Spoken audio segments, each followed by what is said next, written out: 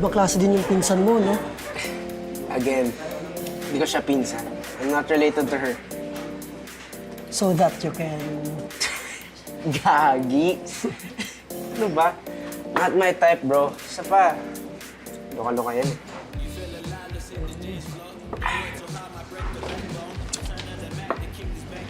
Bakit ka ba umaalis every time I go near you, Francis?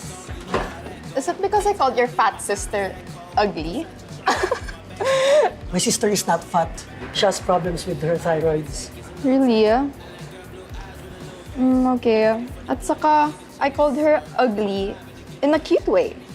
Parang pug. And daw you're comparing my sister to a pug. A cute dog. Tumatawa ka pa? Eh, iniinsulto ng pinsan mo si Peggy. Your sister's name is Peggy, as in Miss Peggy. Bala ka kasi. Lupit mo, ha?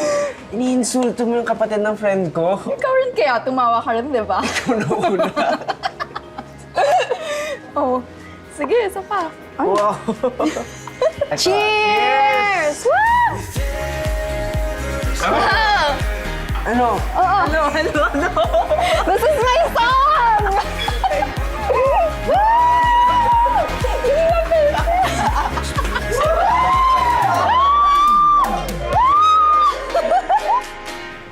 At ano naman ang i-offer natin sa mag-asawang Gomez? Hindi pa ba enough yung binigay natin sa kanila? Lily, sa palagay mo papayag si Julian Gomez na 20 million lang ang maiuwi ng asawa niya? Let us be practical. Hindi. Alam naman natin hindi papayag yan.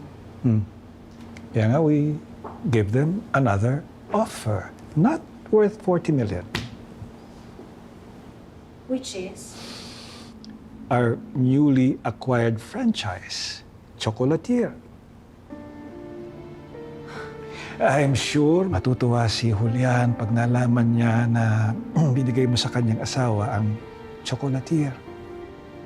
Uncle naman, pinaghirapan natin makuha ang franchise ng Chocolatier tapos bibigay lang natin sa mag-asawang Gomez? Pero ano naman ang kapalit, Lily? Your peace of mind, Aurora's peace of mind, everyone's peace of mind.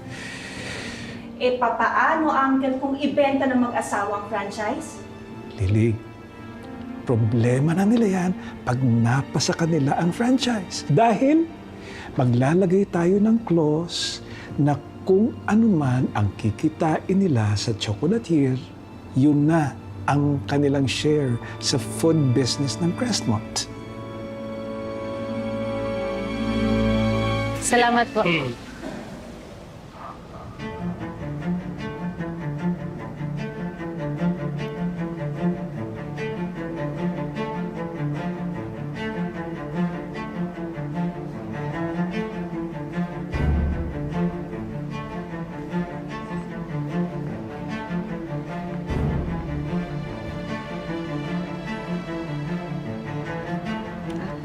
Excuse me.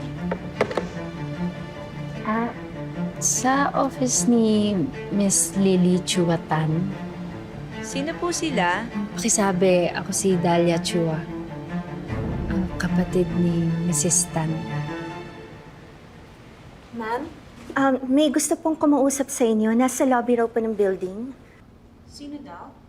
Kapatid niyo raw po. Hindi niyo pinapasok si Violet sa building?